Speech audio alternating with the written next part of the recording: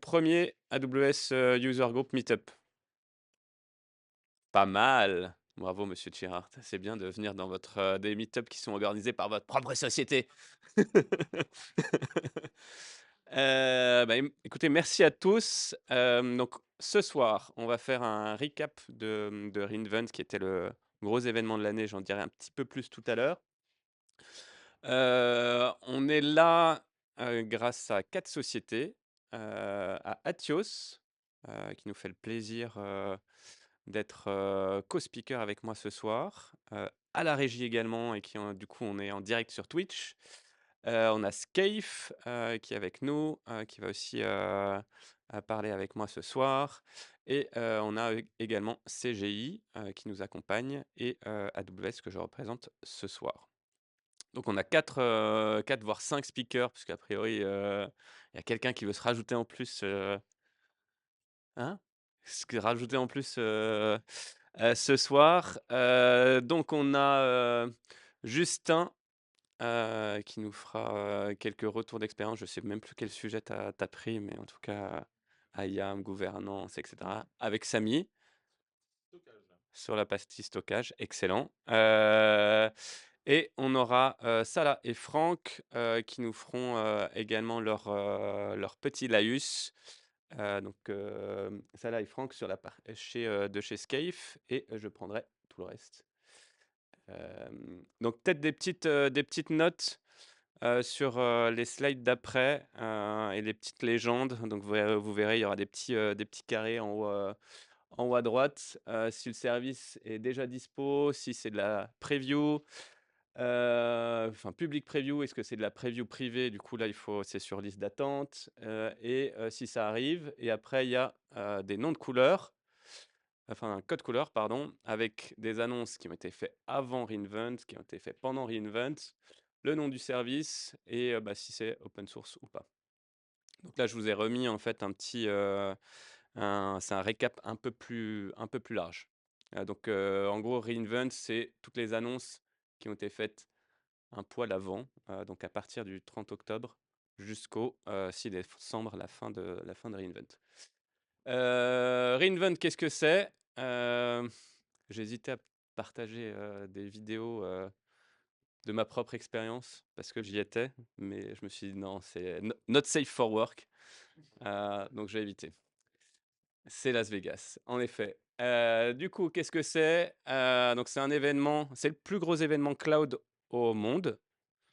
Il y a 60 000 personnes, sur place. Il y a 400 000 en ligne. Il y a quasiment 2 000 sessions, 3 500 speakers.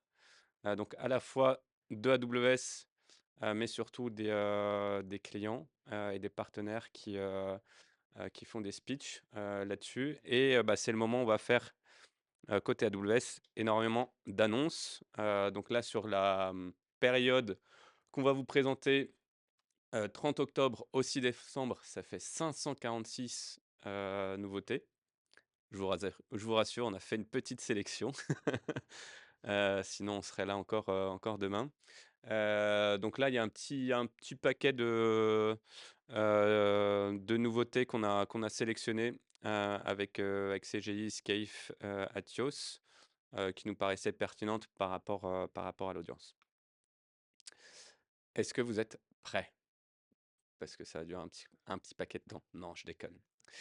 Peut-être la 1re nouvelle, je sais que, bah, du coup, les sociétés qui nous accompagnent aujourd'hui, ben, sont des partenaires AWS. Il y en a d'autres dans la salle. Heu et je voulais commencer par ça, parce qu'il y a aussi des nouveautés, pas forcément de services ou de fonctionnalités, mais aussi, des programmes, qui avancent chez AWS et notamment sur la partie partenaire.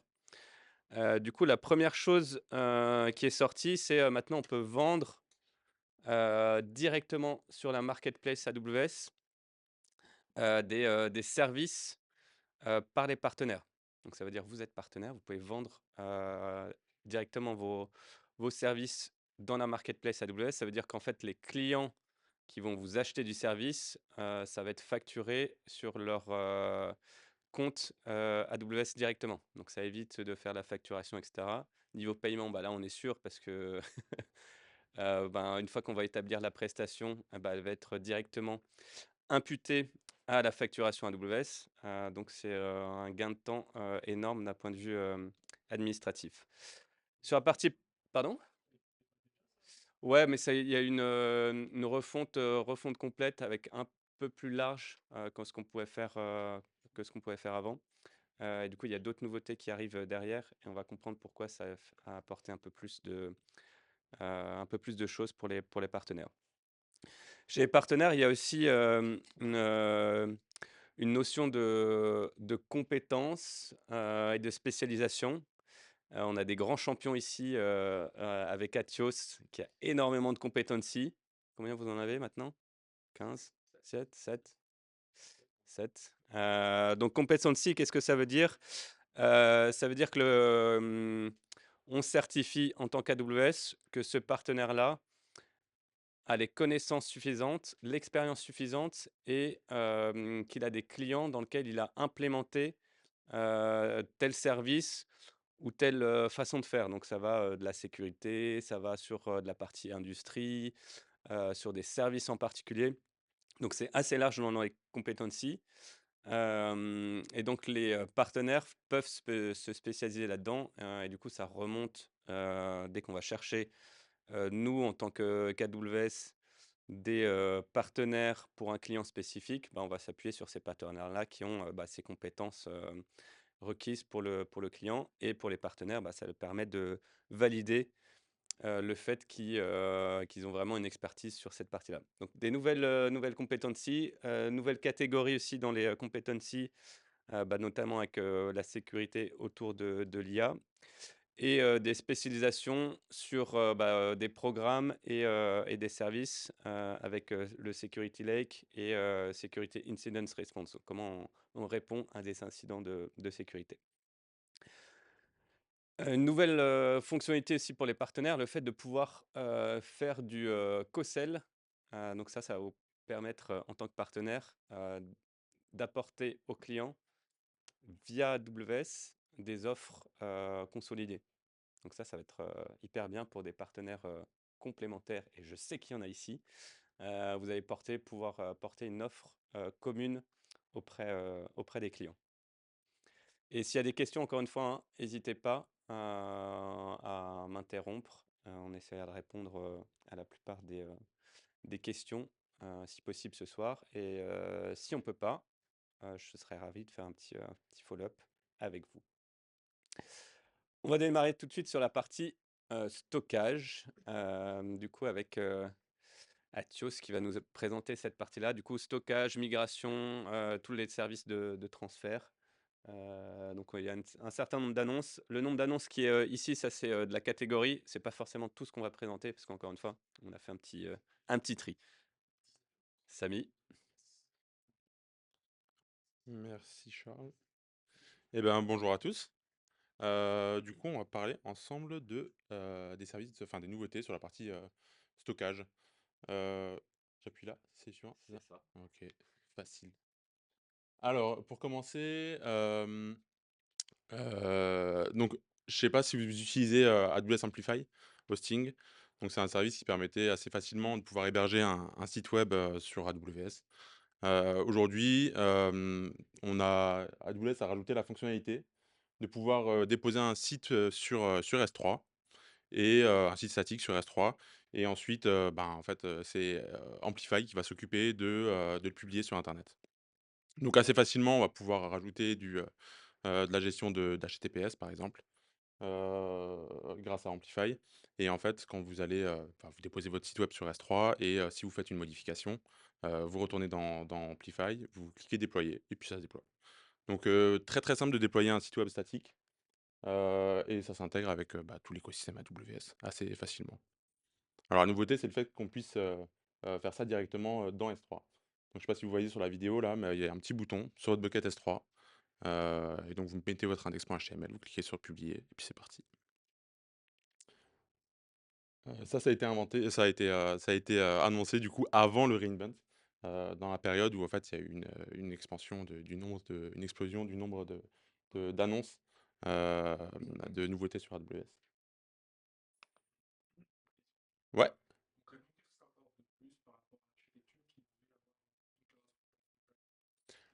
Alors du coup, c'est le cas, hein, du coup, par rapport à enfin, là, c'est le service Amplify. Je sais pas si tu avais déjà utilisé, Amplify? Mais du coup, en fait, avant, tu l'accrochais à ton dépôt Git, par exemple? Ouais,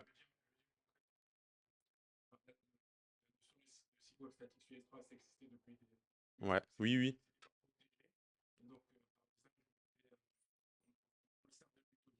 ouais, c'est ça, ouais.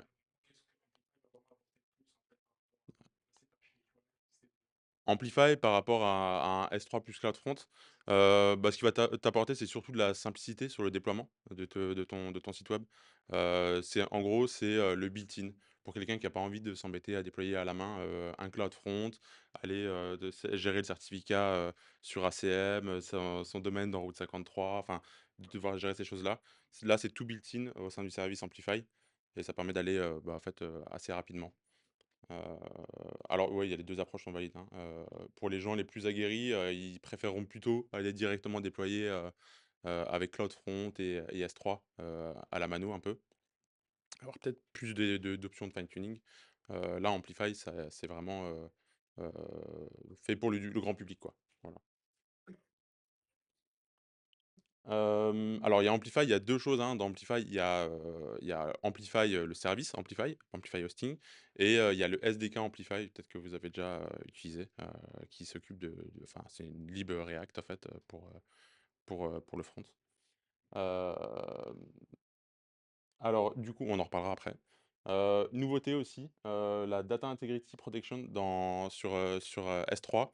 Donc c'était déjà possible avant, de calculer un checksum avant d'envoyer un fichier sur S3 et ensuite on passait, à notre appel S3, à notre put, on passait, le checksum, à S3 et côté serveur, côté S3, côté bucket, il y avait un check qui était fait pour voir si le fichier a bien été uploadé, puis, ça vérifiait l'intégrité. Aujourd'hui, ça a été intégré, systématiquement dans les SDK, AWS. Donc ça veut dire que quand vous faites un put, d'un fichier, on calcule d'abord un checksum côté client, il est envoyé dans la requête automatiquement et du coup, il y a le calcul du checksum qui est fait aussi, côté S3. Alors qu'avant, il fallait le faire un petit peu à la main et le rajouter dans les headers lors du put. Voilà.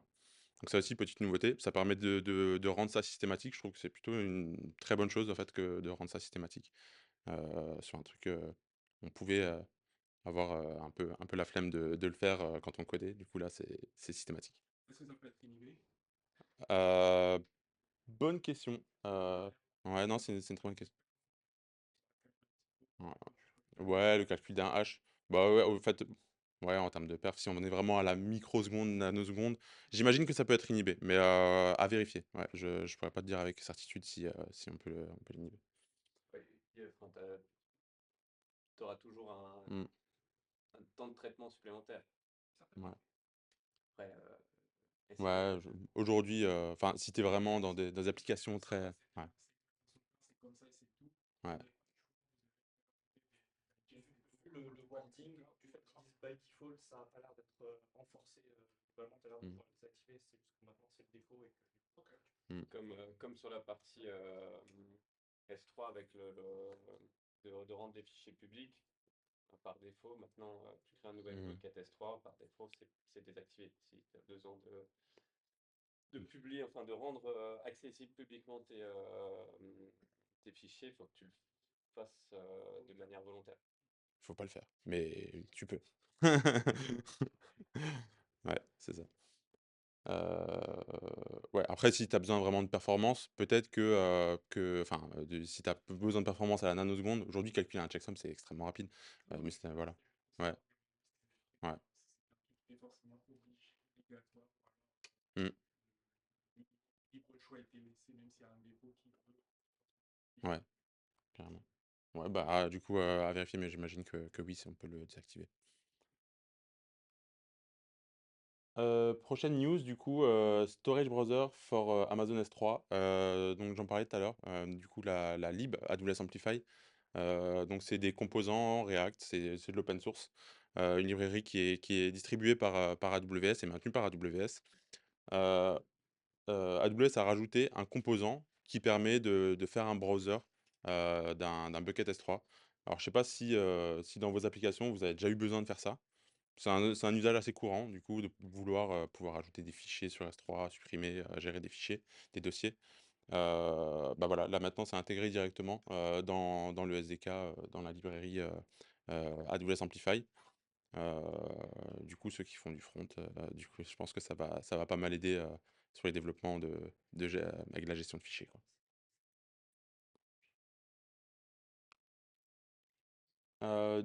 Autre nouveauté, sur, Transfer Family, il y a la possibilité de, bah, un petit peu dans le même goût que de ce qu'on vient de dire là, mais directement dans la console AWS de pouvoir publier, des web apps, pour aller gérer des fichiers et ça vous pouvez les rendre publics, directement à vos clients. Donc ils ont une mire de connexion, ils se connectent et ensuite, ils peuvent aller, bah, gérer leurs fichiers, déposer leurs fichiers, directement. On utilise beaucoup Transfer Family dans les cas de migration de fichiers, par exemple. Ça peut servir, dans une phase transitoire, par exemple, où on veut donner accès aux fichiers pour que les personnes puissent déposer, leur lot de fichiers dans le cadre d'une dans le cadre d'une migration, pardon, ou autre. Voilà. Donc, directement inclus, il y a pas besoin de développer de nouvelles choses, c'est built-in. Donc c'est et pareil, donc il y a la gestion de droits, on peut aller, assez finement, gérer les droits de ces web apps.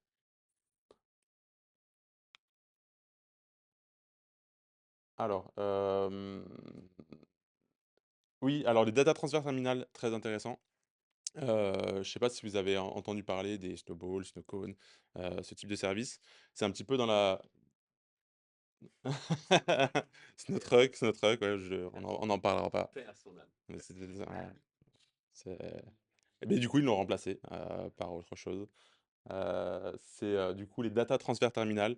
Aujourd'hui, c'est disponible uniquement dans 2 régions, du coup, Los Angeles et New York. Heu, c'est des centres sur lesquels on va pouvoir aller réserver un rendez-vous. Donc vous réservez un rendez-vous avec votre périphérique de stockage. Vous allez dans une salle, vous branchez votre périphérique de stockage en USB. J'imagine que c'est USB. Et du coup, vous pouvez aller transférer, des fichiers directement sur S3. Donc vous avez un accès direct à S3, vous drag and droppez vos fichiers, pour accélérer les fichiers, les transferts de fichiers. Quand vous avez des téras et des téras de données, à déposer, sur S3 lors de migration ou d'autres événements du style, c'est intéressant d'avoir des débits qui sont importants et du coup, c'est une solution qui est en train d'être déployée par AWS. Une solution intéressante, c'est assez rigolo comme concept. On va chez AWS, on se branche sur le data center en gros et puis on dépose de fichiers. Heu, voilà, Donc pour cas de migration, réservez votre vol, prenez la bonne valise avec tous les disques durs. exactement. Ah, c'est ça, du coup jusqu'à Los Angeles après, Il y a calcul à faire parce que quand tu fais ton data transfer dans Snowball, ouais. des fois, est-ce que vaut mieux pas faire un petit vol? Après, il y a la sustainability qui rentre en compte dans le calcul.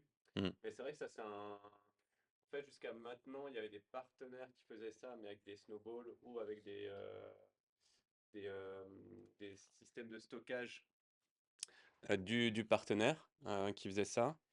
Là, le truc, c'est que la nouveauté, c'est vraiment, tu viens avec ton disque dur chez AWS, en fait. Pas dans le data center, mais en tout cas dans ces petits offices, tu vas pouvoir faire le transfert. Mais ouais, c'est la première fois qu'on ouvre finalement un peu publiquement l'accès à un bout d'AWS. Il me semble qu'il y a une vidéo, hein, sur le blog, Ouais, avec Jeff, avec Jeff, ouais, qui Jeff part, qui a qui fait qui un a test, testé. du coup il prend un rendez-vous et puis il va brancher sa clé USB dans le mur, pour pour déposer ses fichiers. Ancienne, dans le cloud. C'est ça, dans le cloud. Voilà, donc si vous avez beaucoup de fichiers à déposer sur S3, pensez-y. Ça va, c'est survécu.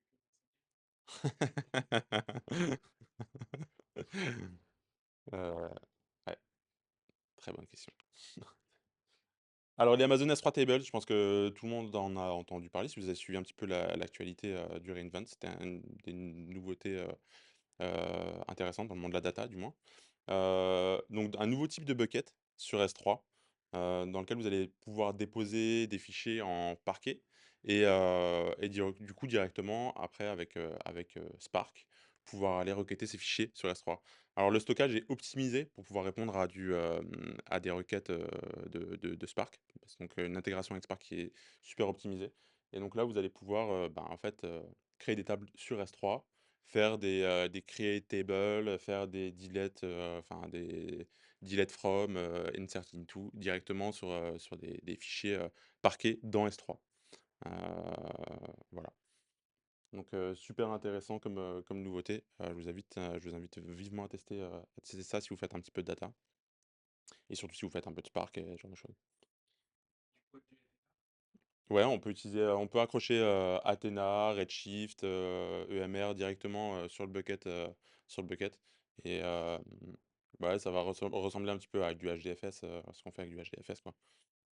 Mais directement, tu vas dans ta console S3, create bucket et là tu sélectionnes le type, S3 tables et voilà, c'est built-in. Donc assez rapidement, tu arrives à un résultat intéressant. Ouais, donc du coup, c'est dans 3 régions uniquement, hein, je sais plus, je sais pas si elles sont écrites les régions. Donc tu as North Virginia et puis, 2 autres régions, je sais pas. Ouais, je sais plus. Non, c'est pas encore chez nous, quoi. Mais, Je crois qu'il y a l'Irlande, si. ah ouais? Juste après, la prochaine news, et puis tu vas voir. Allez, go, Jack. Et là-dedans, il y a l'Irlande. OK. Voilà et donc tu as les S3 metadata, ça ressemble pas mal. En gros, ça va être des S3 tables qu'on va aller accrocher à un bucket S3.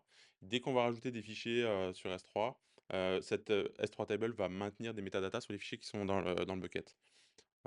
Et ensuite, bah, ces métadatas de fichiers, on va pouvoir les requêter directement avec Spark, avec EMR, Athena, Redshift, tous les services, directement. Comme une table, classique quoi, directement SQL. Il y a Tokyo, Francfort, Stockholm, Ouais, un peu plus que 3 là. Londres, North Virginia, Ohio et Oregon. Ouais. Metadata. Ouais, donc c'est Mais bon, c'est peut-être parce que on est le 29 janvier et qu'on a fait quelques déploiements d'ici là. Ouais, donc du coup, bah, il y a l'Irlande, il y a des régions en Europe, franchement là, faut essayer ces features, c'est assez sympa. Et la Ah, compréhension de ce truc-là, mmh, juste ce que tu valides bien, c'est que les deux news, S3 Table et S3 Metadata, sont vraiment interconnectés. On peut oui, pas faire de metadata s'il n'y a pas de S3 ouais, Table. c'est ça, On est exactement. d'accord. Ouais, c'est exactement ça et ouais. Je sais pas si vous avez déjà eu des usages où vous devez aller, récupérer, le poids de tous les fichiers dans un bucket pour, je sais pas, calculer, le poids d'un dossier. Bah, en fait, tu fais des listes quoi, hein, de fichiers dans la table. Là, tu fais un select from et puis, c'est parti quoi. Tu fais ta somme et puis voilà. Donc super intéressant aussi. Voilà pour la partie stockage. Du coup, je laisse la main pour la partie, compute. Merci beaucoup. Ce qui intéresse tout le monde, hein, le compute finalement. Mais c'est vrai, c'est vrai. C'est quand même la base, quoi. Écoute, je t'écouterai. Pas de souci. J'ai besoin d'une petite Voilà. formation. Tu là et tu laisses là-dessus, hein. Ok, ça. Ça. Tiens. Bonjour à toutes et à tous. Merci Charles, merci à WS Epitech pour l'organisation de cet événement. Je suis Salah Belagnaoui, je suis ingénieur cloud et DevOps chez Scaife et ravi d'être rejoint aujourd'hui par mon collègue Franck Drion qui va vous présenter des announcements par la suite. Et donc, Compute and Containers, l'un des piliers incontournables pour exécuter ces applications sur AWS. Donc, premier announcement, c'est Predictive Scaling pour Amazon ECS. Ceux qui connaissent pas Amazon ECS, c'est le service AWS d'orchestration de conteneurs. Ça permet d'exécuter des applications conteneurisées. Et donc, jusqu'à présent, on avait des scaling, des policy scaling, des mécanismes réactifs de policy scaling. Ça fonctionne très bien. Mais AWS a introduit le predictive scaling, donc du scaling préventif, qui vient compléter ce mécanisme de scaling réactif. Donc, comment ça marche? C'est que AWS va analyser les tendances d'utilisation et l'historique des demandes. Et donc, elle va pouvoir anticiper et rajouter des ressources avant, avant le pic de charge. À savoir, ouais, comme dit, qu'il vient compléter cette partie, ce mécanisme réactif. ce qui va offrir du autoscaling vraiment optimal sur le service ECS. Deuxième announcement, ça concerne les on-demand capacity reservations. Euh, donc, AWS améliore la gestion des réservations capacity on-demand en introduisant une option qui permet de réserver en avance de la capacité d'un instance EC2 jusqu'à 120 jours à l'avance, sans frais initiaux. Et jusqu'à présent, depuis 2018, comment ça fonctionnait? C'est que, plutôt la réservation ne pouvait être faite que, au moment donné, que, au moment où vous en aviez besoin, de la capacité, donc just in time. Et cela crée un double problème, c'est que soit vous réservez un peu plus tard, ce qui risque, de ne pas avoir de la capacité, le jour même. Et soit vous réservez plus tôt, ce qui entraîne, des coûts à l'avance, donc vous payez immédiatement, même si la capacité n'est pas utilisée. Donc AWS a introduit cette nouvelle option, cette nouvelle, fonctionnalité de pouvoir réserver à l'avance jusqu'à 120 jours à l'avance et sans frais initiaux. Ça offre aussi donc ça en fait, ça se déclenche pas ça se déclenche, mais ça va s'activer automatiquement, au bon moment. Donc pas de souci avec est-ce qu'on va se retrouver avec la capacité le jour même ou pas. Donc ça s'active automatiquement et ça offre aussi une flexibilité totale. Donc la réservation reste active jusqu'au cancel manuel. Donc je laisse la parole à Franck. Merci beaucoup. Alors, moi, je vais parler un petit peu de EKS, du coup, avec l'annoncement de Automode, donc qui est disponible sur toutes les régions. Grosso modo, aujourd'hui, bah, un peu le constat quand on utilise EKS, c'est que la complexité, c'est les nœuds, les nodes qu'on vient exécuter. Donc là, AWS, ils ont une réponse avec ça. Bon, ils avaient déjà sorti le produit Carpenter, un espèce d'autoscaler qu'ils avaient sorti même en open source, il me semble. Qui permet justement de dimensionner l'infrastructure dynamiquement et bah, en fait, grosso modo, ce qui nous intéresse, c'est d'avoir une infrastructure sizée correctement et pas avoir, par exemple, des machines en 2x large, mais avoir quoi, 3 pods qui tournent dessus et qui s'éteignent jamais, enfin, ou qui ne diminuent jamais. Donc, avec Automode, on vient utiliser l'intelligence de Carpenter, donc qui a déjà bien été prouvé, démontré. Grosso modo, ce que ça va changer, c'est il y a le modèle de responsabilité partagée chez AWS. Donc bon, on sait qu'AWS, ils sont responsables de toute la partie réseau, les locaux, l'infrastructure physique. Et bah là, on va remonter encore d'un cran avec Automode. C'est-à-dire que de base, en utilisant EKS, avec des nodes groupes, on est aussi responsable, nous, des EC2, des OS, du patching, du cycle de vie, de l'autoscaling, comme je disais. Mais là, en fait, on va faire abstraction maintenant avec Automode de tout ça. C'est-à-dire que c'est AWS qui va prendre en charge, donc on va monter d'un niveau, ils vont prendre en charge donc, toute la partie EC2, scaling, patching, pour finalement nous permettre de très rapidement déployer un cluster et même plus s'occuper on doit encore on doit encore valider la mise à jour du cluster, mais vraiment, la démo est assez bluffante. En un clic, on voit les nouveaux nœuds qui pop avec la bonne version et les anciens nœuds qui sont déprovisionnés. On voit aussi, en fait, ce qui est assez intéressant, c'est qu'on peut même déployer un cluster EKS et il va uniquement déployer le control plane. Alors qu'à contrario, habituellement, on déploie un EKS, il déploie le control plane. On n'a pas la main dessus, mais on doit déployer des worker nodes directement. Alors que là, bah, en fait, on peut venir simplement dire je déploie en automode, j'ai mon control plane, mais à partir du moment où je vais lancer un deployment, par exemple, une charge de travail, et ben c'est là que Kubernetes, via Carpenter Under the Hood, il va déployer des charges. Donc, il va choisir en fait des memory optimized, des calculs optimized en fonction finalement des workloads. Donc, c'est très intéressant, ça se scale tout seul. Et voilà. Donc, ça permet encore de rendre le service encore plus facile à l'usage. Pour avoir fait pas mal de mises à jour de clusters, je sais que les nœuds, en plus quand on utilise Terraform, des fois c'est très compliqué à gérer. Donc, ça a l'air très cool et hâte de l'utiliser en tout cas ça. Alors là, encore sur EKS, donc plus sur la partie hybridation. quand on a des problématiques entre guillemets, mais de on-premise et de data center AWS, finalement, on a une nouvelle manière de faire. Donc, à savoir qu'avant, si on devait faire de l'hybridation, on pouvait par exemple faire EKS sur Outpost. Bon, alors là, du coup, Outpost, c'est le fait d'avoir carrément un rack AWS dans notre data center. Donc, ça, c'était une manière de faire. Ouais, il y avait aussi EKS Anywhere. Donc là, c'était vraiment, pour le coup, c'est le client qui devait gérer le control plane. Il n'y avait pas vraiment de côté manager avec EKS Anywhere.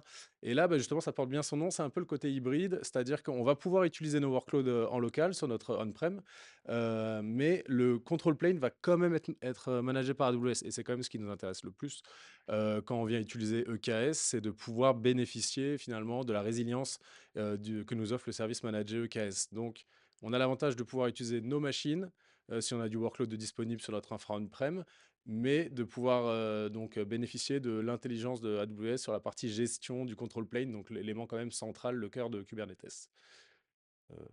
Voilà. Alors là, c'est une ressource qui est un peu plus expérimentale, donc ça s'appelle CRO. J'apprécie l'acronyme, bon, surtout dans la région. En Alsace. Ouais, c'est ça, hein, j'ai regardé. Non, non, tu déconnes. Mais si, il faut bien lancer la légende, putain. Ah, ok. Non, mais vraiment, je me suis dit là, c'est trop beau. Surtout les gens avec un type. Alors, du coup, CRO, c'est donc pour ceux qui sont familiers avec Kubernetes, c'est un CRD, donc c'est une Custom Resource Definition. C'est ce qui nous permet d'étendre un peu l'API Kubernetes. Dans l'API de base, on a tout ce qui est deployment, pod, les ingress. Voilà, ce qui nous permet de déployer une application sans aucun souci, quoi. Mais là, ce que va faire CRO finalement, c'est qu'il va créer des CRD qui s'appellent des groupes de ressources groupes ou des applications.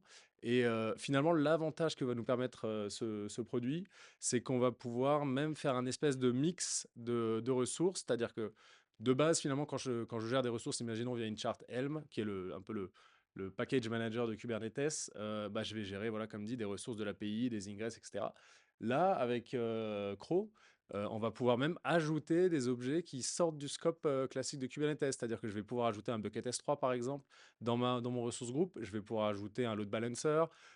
Et finalement, je vais ajouter tous les objets qui partagent le même cycle de vie de mon application et je vais pouvoir gérer justement leur cycle de vie. Prenons un exemple, si mon application, elle utilise un bucket S3, c'est 3 pods, une application PHP, etc., que je n'en ai plus besoin et que je veux la supprimer, je vais par exemple faire un delete ressource group mon application.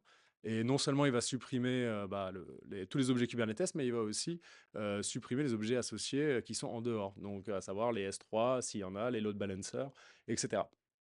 Donc voilà, ça permet vraiment d'unifier le management, de créer des stacks d'applications qui sortent même de Kubernetes pour vraiment manager de manière centralisée finalement le management d'une application, son cycle de vie, quoi. Alors là, ça va plutôt s'adresser, donc c'est en preview, ça va s'adresser aux clients qui utilisent VMware. Donc on peut imaginer des scénarios type on-premise, des personnes qui ont de l'on-premise ou qui ont historiquement du VMware et qui souhaiteraient basculer, faire le pas sur de l'AWS. Il y a déjà un service VMware qui existe sur AWS, mais là, ça va plus se concentrer sur les services VCF, voilà, qui sont VMware Cloud Foundation. Donc, c'est tous les services cloud, enfin, tout ce qui est ESXi, enfin, toute cette gestion-là qui va être finalement dans un service managé dans AWS. Donc, voilà, c'est vraiment pour les clients qui historiquement ont du VMware et sont un peu attachés à cette technologie, mais ils vont quand même pouvoir administrer, manager leur workload VMware à travers une interface dans AWS. Voilà, c'est pour un peu rapprocher les plateformes finalement. Euh, voilà, donc c'est en preview, effectivement. Ça remplace complètement, ouais. Ok. Bah, je pensais que ça allait être. Ensuite, prochain Broadcom, là, machin, Ouais, etc., Broadcom, ils ont ouais. complètement tout défoncé. Voilà. Ok. Du coup, il a fallu retrouver un terrain d'entente. Et le terrain d'entente, ça a été de dire, ok, du coup, gestion des licences un peu différentes. Ouais. Et c'est comme ça qu'FSCM qui est arrivé. Ok. Ah, donc l'autre est décommissionné. Ils Ok. ont totalement fermé tout ce qui était possible de déployer comme workload de manière assez facile, comme avant. Tu cliquais à travers leur console, ça déployait sur leur private Ouais, déjà, ouais, avec la liaison, etc. dans le ouais. dans le PC. Mm. Et maintenant, il y a donc ça qui est arrivé depuis très peu. Ok. Ouais, c'est encore en private. Ouais. Mm. C'est intéressant. Voilà. Et Ok. du coup, j'ai Ouais, ça, c'est Merci pour le preview. En complément. gros, P sur fond rouge, c'est S'inscrire, du coup quoi. preview. En gros, il faut que la compte team fasse la demande pour accéder au service. En l'occurrence, Benoît Sarda, qui est du coup le SSA interne, a fait du coup une petite presse de ce truc-là. Paraît-il que la Brian Preview est déjà full. Ouais, bah Donc, c'est blindé. en fait, ouais, il y a enfin, pour l'historique, un petit changement de licence, comme tu disais, avec une petite augmentation de prix au passage qui a fait assez mal, qui était assez directe, d'où la renégociation. Même nous, en tant que client VMware, il fallait qu'on redéfinisse un petit peu comment on pouvait travailler avec eux. Et du coup, ce qui a fait qu'on a sorti ce service-là. Qui est somme toute plutôt accessible par rapport à rester en fait sur du VMware. C'est un truc très très similaire en termes de fonctionnement, c'est Mm. juste qu'au final, l'achat C'est ça. Ouais.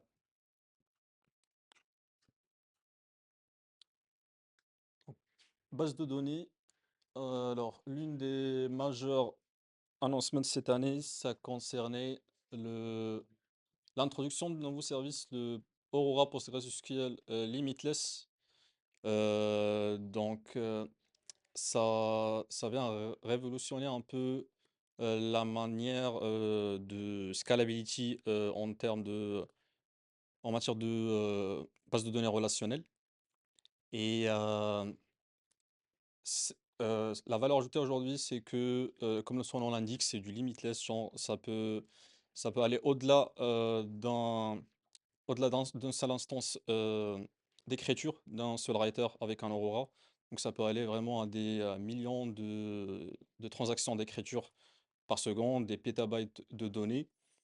Et l'avantage, c'est que sans Limitless, on avait besoin. Le problème, c'est que pour avoir des bases de données distribuées comme ça, il fallait rajouter des bases de données. Donc, ça rajoutait de la complexité côté applicatif et côté opérationnel aussi.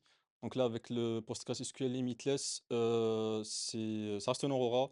Et l'avantage, c'est que on n'a pas seulement la partie compute qui évolue en fonction de la charge, mais aussi la partie stockage qui évolue aussi en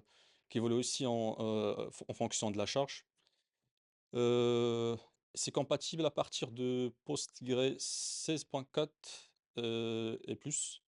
Et pour le moment, il n'est disponible que sur certaines régions. Paris, je pense pas encore qu'il est dispo. Mais je pense Irlande ou un truc comme ça, il est déjà dispo. Next announcement, c'est Memory DB multi-région. Donc là, vous pouvez déployer des clusters en mode multi-région, en mode actif-actif. Donc c'est adapté à du Valky et à du Redis, tous les deux. Donc ça permet une synchronisation en temps réel sur 12 régions différentes. Et c'est en mode actif-actif. C'est du. Enfin, MemoryDB, c'est. Enfin, on le voit pas souvent. Je sais pas qui a déployé du MemoryDB. C'est vrai. Je Redis? Ça faire, parce que finalement, le ticket d'entrée est quand même relativement haut. Bon, là, c'est vraiment de. Cherche de la paire. Les valeurs Redis, mais avec de la persistance. Et en service managé. Multi-région, là, ça permet de dire on a besoin d'un service hautement disponible et de performance extrême du fait pour faire des transactions à la seconde. On ne pourrait pas faire avec un équivalent dessus. Et on va dire, OK, bon, alors, je vais encore distribuer cette application-là sur plusieurs régions. Et ben, je vais utiliser du multi-région.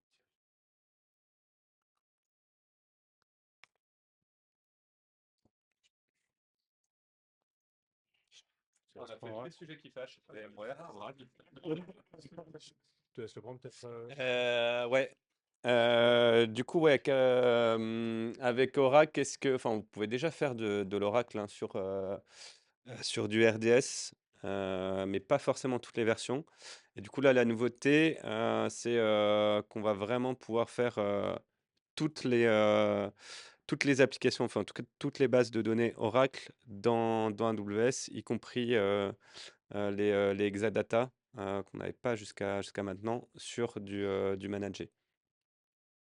Donc pareil, le but, c'est de faciliter les transitions, les migrations. Comme on l'a vu avec VMware, bah, on a du VMware on-prem, on a besoin de moderniser. Bah, on fait une première étape, on va sur le cloud. Ça nous permet de faire l'élasticité, de ne pas racheter du matériel qu'on aurait chez soi. Et le but, c'est d'aller rapidement vers de la modernisation. Donc là, c'est un petit peu le même principe d'éviter de laisser sa base Oracle on-prem ou d'être pieds et poings liés à son on-prem parce qu'on a la base Oracle qui tourne que chez soi. Là, le but, c'est de pouvoir aller un peu plus rapidement.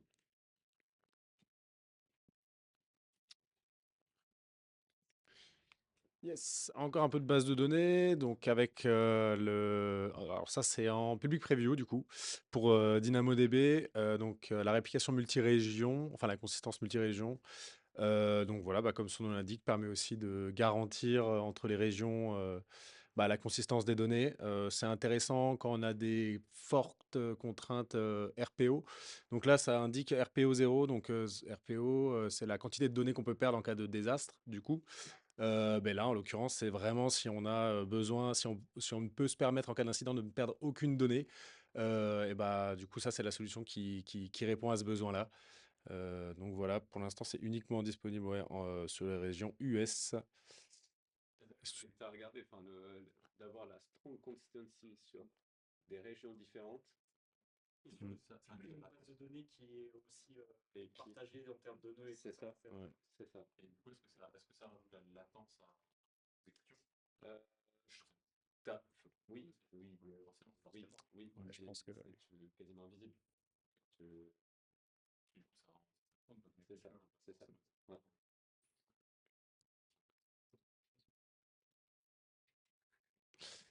Je trouve.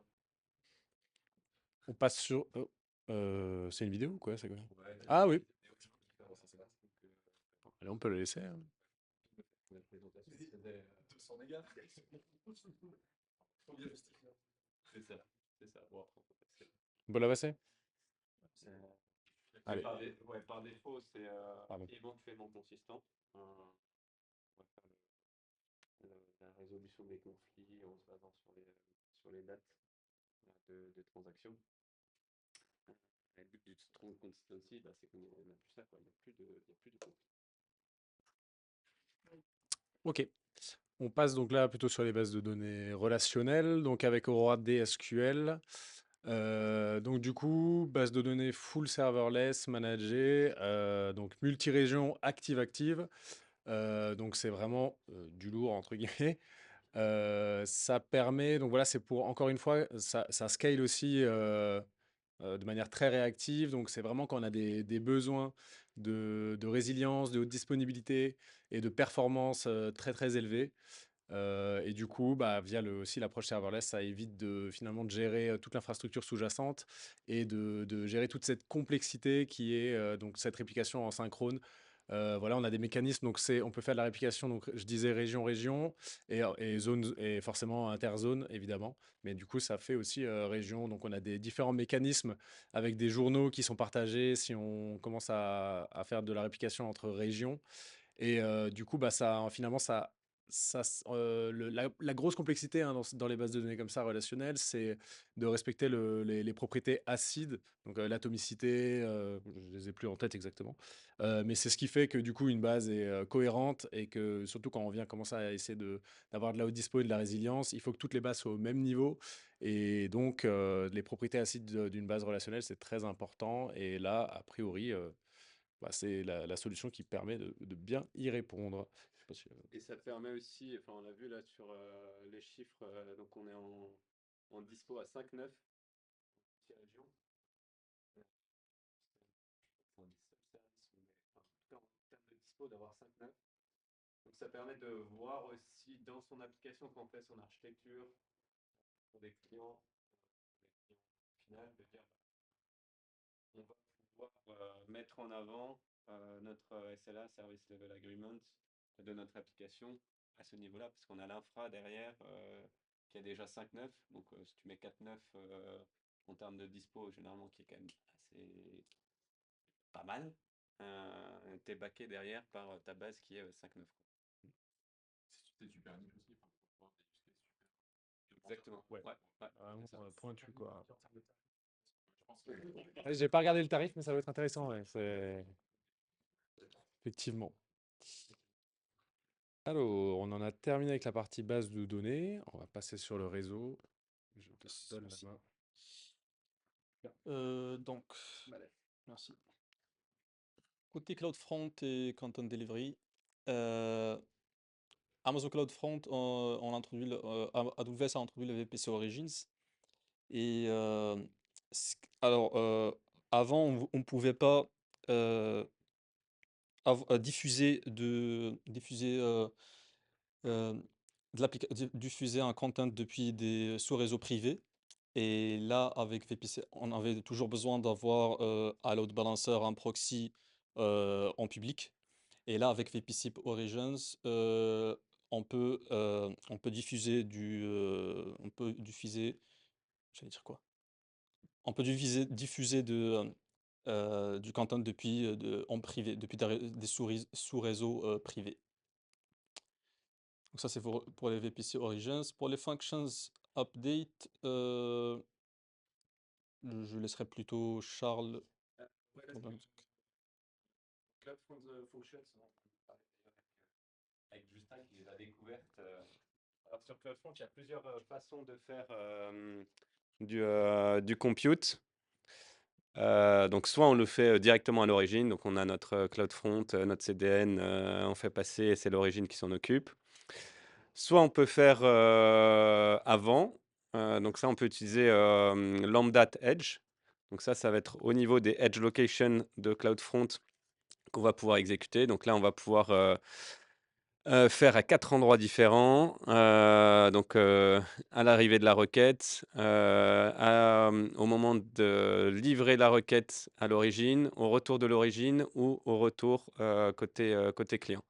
Donc là, on va pouvoir faire cette partie-là. Et la dernière fonctionnalité qui va être encore un peu plus en amont, qui s'appelle les CloudFront Functions, qui vont être qu'on va pouvoir uniquement développer en Node.js, qui vont avoir une durée de vie beaucoup plus courte. Je crois que c'est 50 millisecondes le timeout, donc c'est vraiment très très très très court, mais qui sont encore plus proches de l'utilisateur. Et donc là, on va pouvoir, les cas d'usage, c'est faire des redirections, modifications de header, etc. Et là, les nouveautés, c'est qu'on va pouvoir changer l'origine en fonction de la requête. Donc, plutôt de le faire avant, on était obligé de le faire au Lambda Edge. Là, on pourra le faire CloudFront Functions, qui est un peu plus proche des utilisateurs et qu'on va pouvoir faire ça un peu plus vite. Mais ouais, CloudFront Functions, c'est vraiment des choses qui sont hyper intéressantes. Tu veux reprendre la suite? Non, non, parce que le réseau, moi, j'en connais rien, hein. C'est pour ça que je t'ai le filé. C'est pour ça que je te l'ai filé, le réseau. Ouais, qu'est-ce qu'on a? Private Link, ouais, sur les ressources. Donc, Private Link, c'est le but, c'est de pouvoir. Alors, il y a certains services chez AWS qu'on appelle global et surtout qui vont être gérés par AWS. Donc, je m'explique, S3, DynamoDB, donc un peu tous les services serverless. C'est des services qui vont être gérés dans le compte de l'équipe service AWS. Et en fait, vous, quand vous allez créer des ressources, il y aura juste en fait une espèce de réplication, un symlink dans votre compte, et vous avez l'impression que votre DynamoDB, elle tourne chez vous. Mais en fait, elle tourne dans le compte de la service team. Et Private Link, le but, c'est de pouvoir avoir un lien direct entre les ressources qu'on a sur le compte et celui de la service team pour éviter de sortir et de re-rentrer dans son compte. Donc ça, c'est le but de Private Link et là, les nouveautés, c'est, d'avoir ça dans EventBridge et dans Step Functions, encore une fois, qui sont des services, globaux. Donc là, le but, c'est, de pouvoir, éviter de sortir, sur, en dehors de son VPC et d'avoir la connexion en direct. Faire ça qu'avec des NLP. Exactement. Du coup, Uniquement il y avait un peu de complications, c'est ça, c'est ça. Bah, tu refais ton NLB, tu vas payer le trafic, entrée-sortie, ton NLB aussi. Plus, bah, faut que tu maintiennes ton NLB, quoi. Analytics, ça, c'était moi, non? Ah merde. Pourquoi j'ai fait ça, moi? Pourquoi j'ai fait ça? Ces sujets-là. C'est ça, c'est ça, c'est ça. Nouveauté dans MSK, MSK, c'est le service, c'est du Kafka, Kafka Managé et du coup, il y a un nouveau type de broker, qui s'appelle Express Broker, qui va permettre d'aller beaucoup plus vite. Donc il y a quelques contraintes pour, le mettre en place, mais en tout cas, si on a besoin d'ingérer énormément d'événements, via, bah, Kafka, on va utiliser ce Express Broker. Dans Firehose, on va pouvoir maintenant faire, du, CDC, directement, dans des bases, MySQL et Postgre.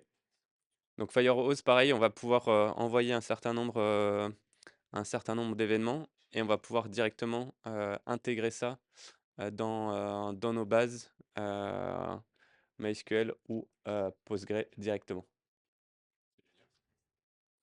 Donc ça, c'est un peu dans le principe, enfin 0 ETL, enfin ou en tout cas ETL simplifié, de pouvoir, avoir des connexions un peu plus simples entre les différents services et surtout, ben, des services, qui vont pouvoir ingérer des événements de l'extérieur, bah, du Kafka, du Firehose. Firehose un peu moins puisque finalement là, on va être, un service, entre guillemets «propriétaire», mais un Kafka, tu peux l'avoir en open source, chez toi.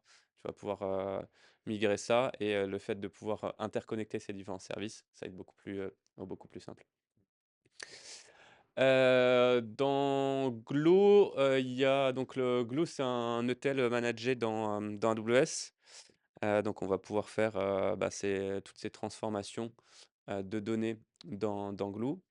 Et du coup, là, il y a de nouvelles fonctionnalités, comme on aime bien, tous en ce moment, l'intelligence artificielle générative. Une fonctionnalité justement pour, vous aider à migrer d'une version à une autre.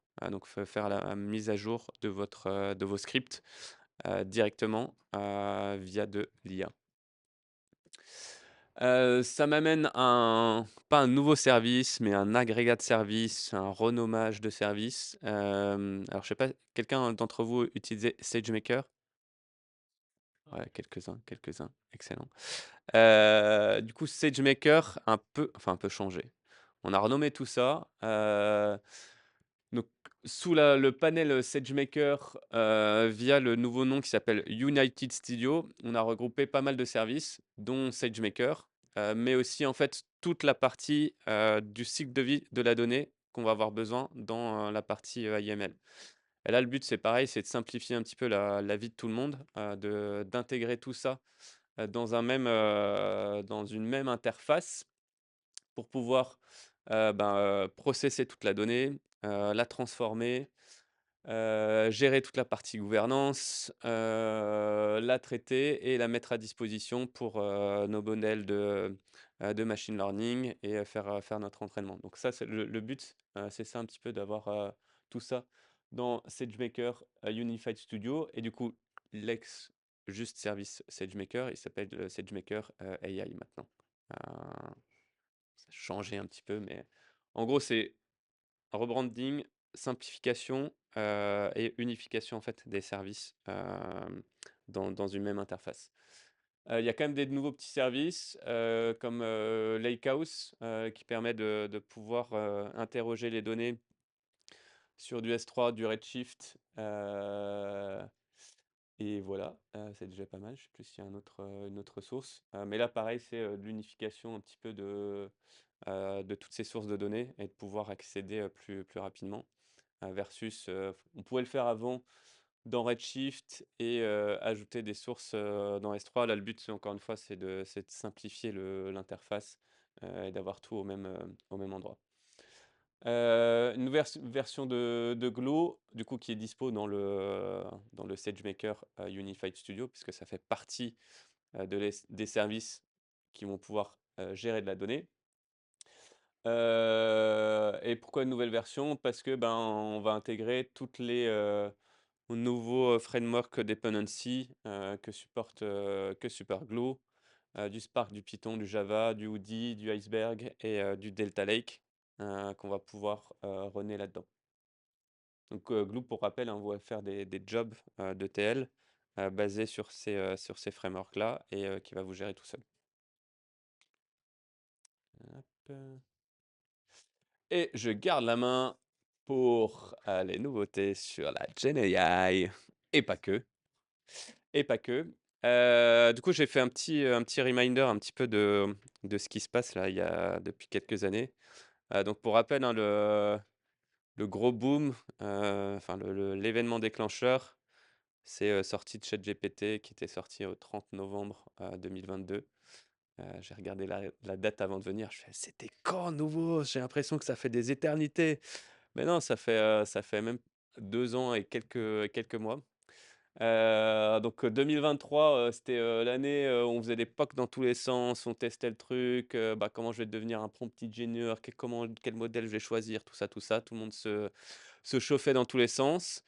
2024, bah, on commence à avoir quelques projets et encore que, hein, franchement, ça se compte quand même sur les doigts d'une main, les projets qui sont vraiment allés en production. Mais on en a eu quelques-uns.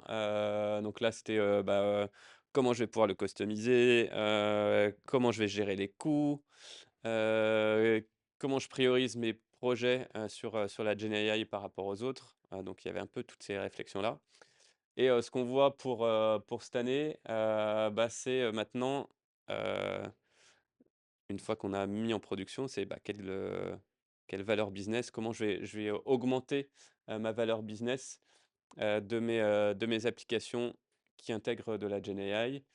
Donc comment ça va transformer mon business, comment je vais, augmenter, l'adoption de ces outils-là, pour, mes employés, pour mes clients. Bref, il y a plein de choses, que je vais devoir voir. Comment je vais faire, avec, les agents, maintenant sur la GenAI, comment je vais les faire communiquer entre eux, comment je les gouverne, comment je valide tout ça, Responsible AI maintenant qui arrive, des nouvelles normes, bref, il y a encore plein de choses à faire. Je vous ai remis aussi, un petit peu toute la stack, GenAI, chez AWS avec, plusieurs couches. On a toujours une partie, au-dessus, qui sont, les applications, ce que j'appelle un peu ready to use. Donc il y a 2 grandes applications, Cube Business et Cube Developer.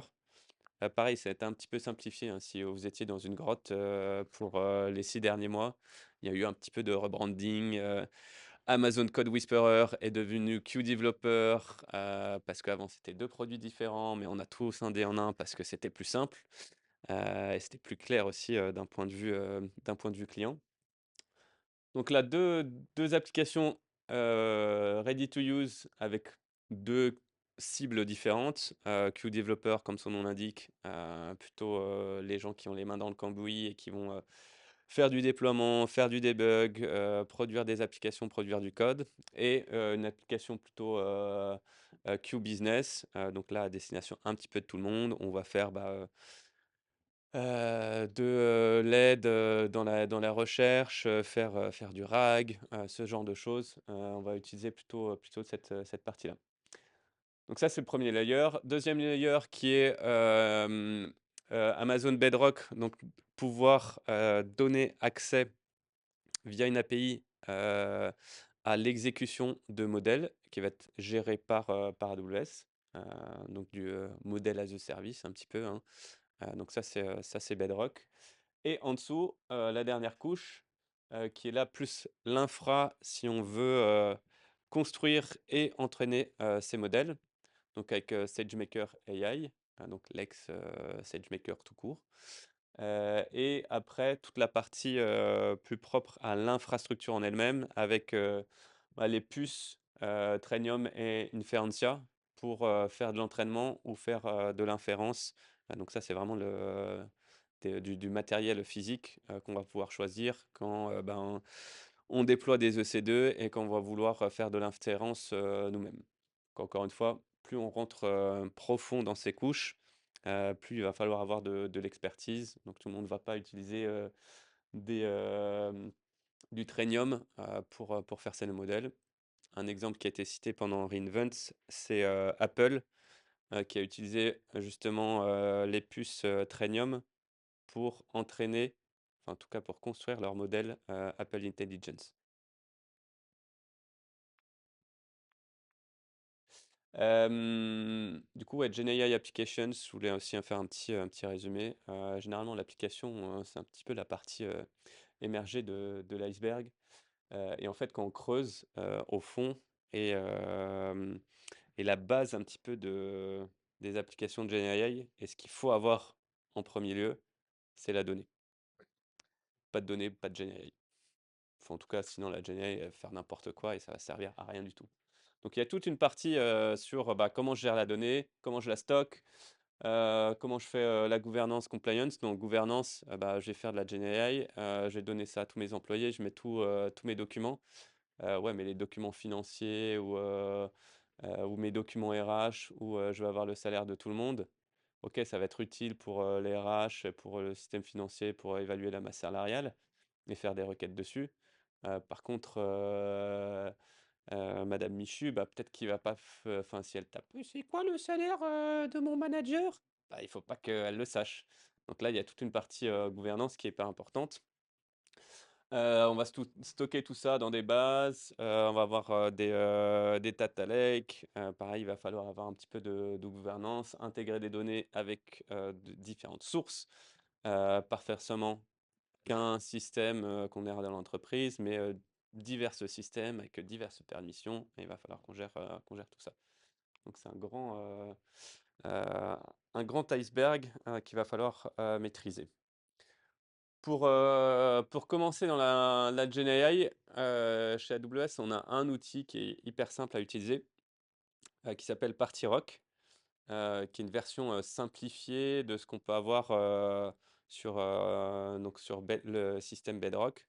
Donc derrière, on va pouvoir avoir un certain nombre de modèles accessibles vraiment à tout le monde. Là, c'est vraiment grand public. On va pouvoir générer des images, générer du texte, ou les deux en même temps, et faire son application dans PartyRock.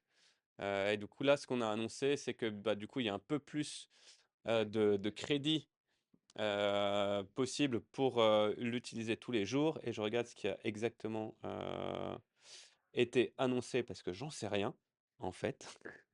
Mais on a tout un catalogue d'applications qui est préfaite. Donc, on va pouvoir un catalogue public et on va pouvoir copier des applications, les réadapter pour son cas d'usage.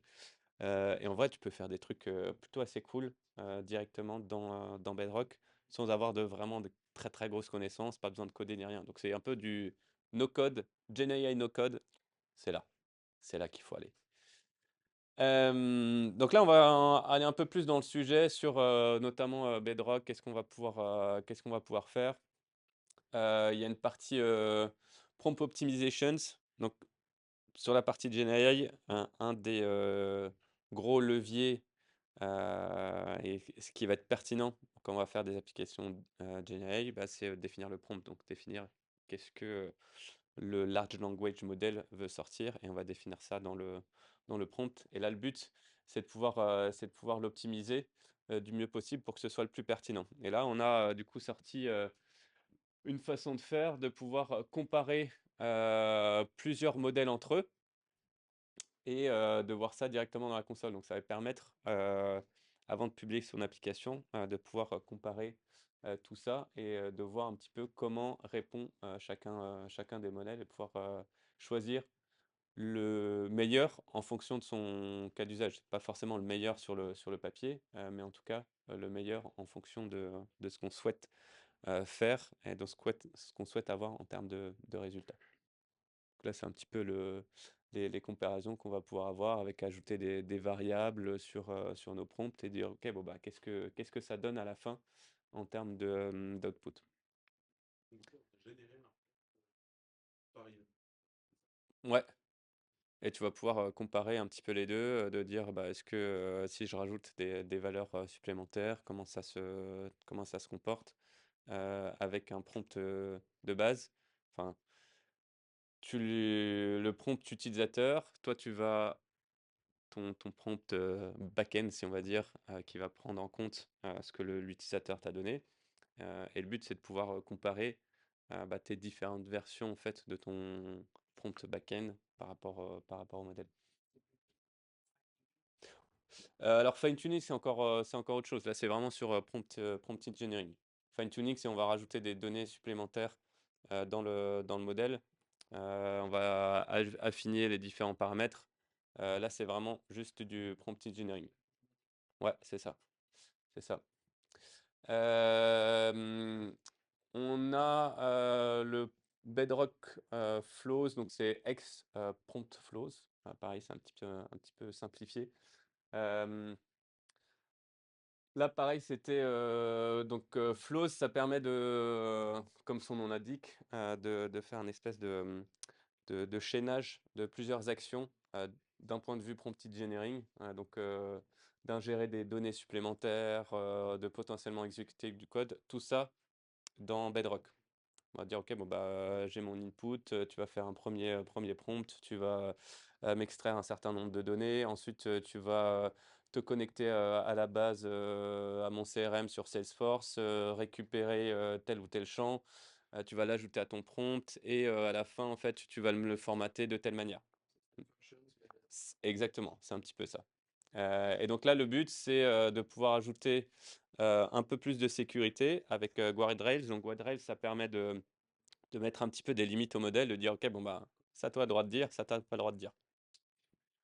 Euh, c'est donc c'est là où on va définir un petit peu ces limites et toute la partie traçabilité, on va avoir un peu plus de configuration. Sur SageMaker, maintenant, on peut partir sur le scaling, on peut partir de 0. Donc par défaut, quand on lançait du SageMaker, on avait forcément au moins une instance, donc tu payais ton instance même si tu l'utilises pas. Là, le but, c'est de pouvoir partir de 0. Un petit peu comme ce qu'on avait sorti sur Aurora Serverless, qui est maintenant véritablement serverless, parce que ça part de 0.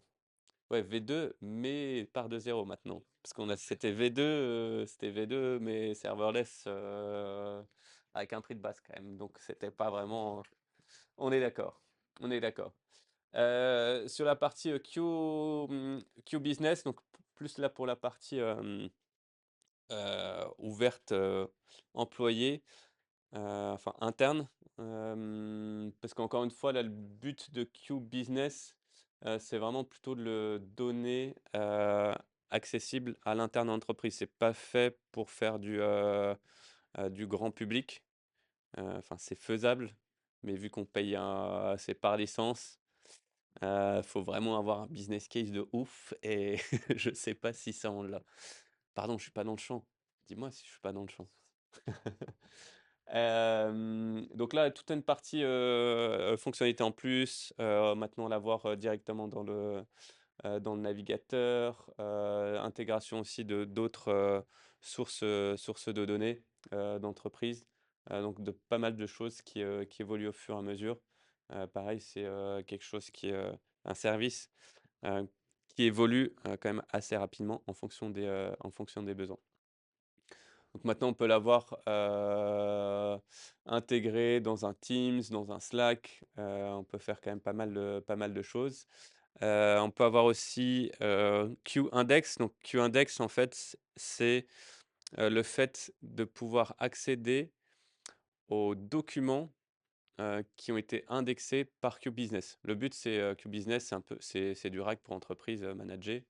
Tu vas pouvoir balancer un petit tous tes fichiers dans un bucket S3, pouvoir lui dire, ok, bon bah ça c'est ma source de données et potentiellement du SharePoint, du Atlassian Confluence, bref, plein de sources de données différentes. Et tout ça, ça va être dans l'OQindex. Là, ce qui est sorti aussi, c'est de pouvoir utiliser le QIndex pour des ISV, donc des entreprises qui fabriquent des logiciels, potentiellement avec besoin de RAG, et de pouvoir en fait utiliser en arrière-plan les fonctionnalités de Q pour faire du RAG. C'est qu'on arrive à partager les données par client. Ouais, c'est ça, c'est ça. C'est ça. Qu'est-ce qu'on a encore sur Bedrock? Des nouveaux connecteurs, la façon de pouvoir faire, de streamer, de la data dans, les, knowledge base. Donc knowledge base, c'est, le RAG managé chez Bedrock. Donc c'est là où on va connecter toutes nos sources de données, complètement managées et du coup, là, on va pouvoir envoyer des données un petit peu en continu. On pourra faire, du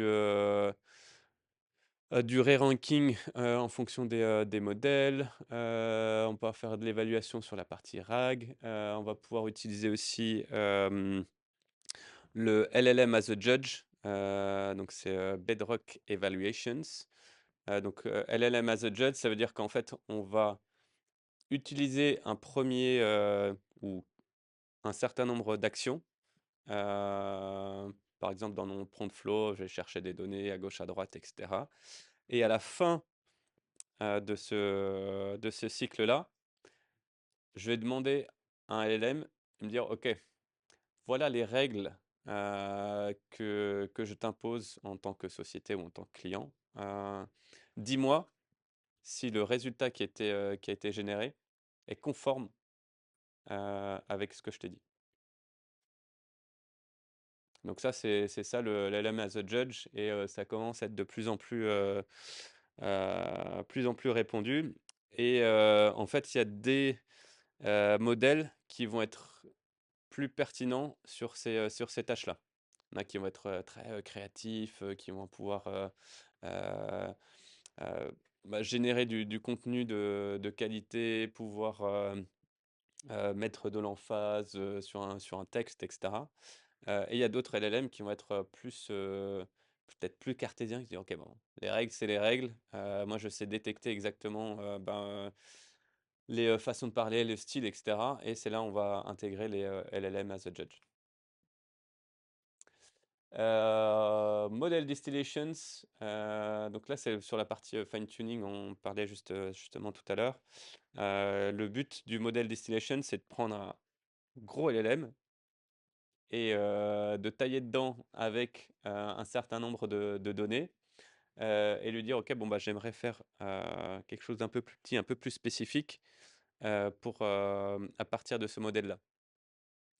Donc, on a eu tous les news de ce fameux modèle qui est sorti il n'y a pas trop longtemps. Je ne m'étendrai pas plus parce que j'ai pas le droit d'en parler plus. Mais typiquement, c'est parti de là où on prend un gros modèle, on taille dedans, on vérifie toujours que ce qui est sorti correspond à ce qu'on souhaite.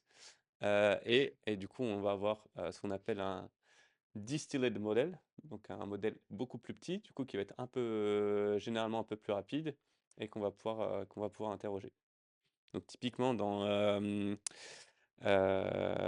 DeepSeek pour pas le nommer, qui est dispo maintenant sur AWS. En fait, parti d'un modèle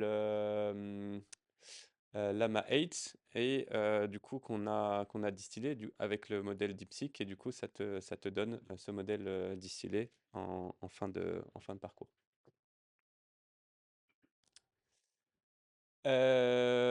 Guardrails, donc ça c'est toute la partie un petit peu vérification des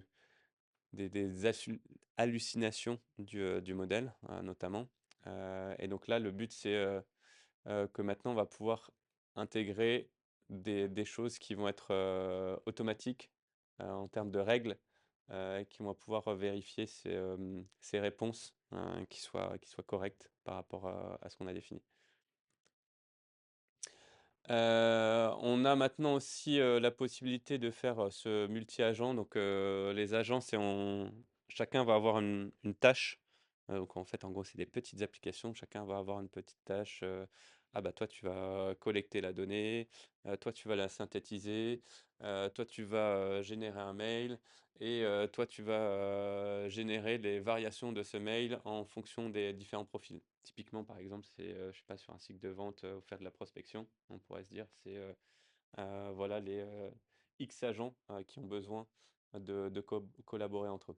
Donc là, le but, c'est de pouvoir, utiliser un service managé, directement avec ces agents, de savoir, ben, qui fait quoi à tel moment, quelle est la latence de ces différents agents, qui a cherché quoi, où, pour pouvoir un petit peu, débugger et aller plus en profondeur sur, cette orchestration d'agents. On a la partie, marketplace, qui est arrivée avec pas mal de modèles directement, là-dedans. Donc ça permet, un petit peu à la Hugging Face, d'avoir, tous les modèles, dispo, et de pouvoir aussi les déployer avec Bedrock, donc vraiment manager complet. Hop, je passe ça. Une des grosses, nouveautés, pendant re:Invent, c'était le nouveau modèle de Amazon, qui a été, annoncé par, Andy Jassy, donc vraiment le boss de chez Boss, qui est arrivé. C'est toujours assez drôle parce qu'à re:Invent, en fait, la keynote d'ouverture, elle est faite par les grands pontes d'AWS et bah, le nouveau grand chef, de chez AWS, c'est Matt Garman. Donc tu Matt qui arrive: «Ouais, machin, on est super, trop bien». À l'américaine, vous avez, 20 000 personnes dans une salle, c'est assez drôle.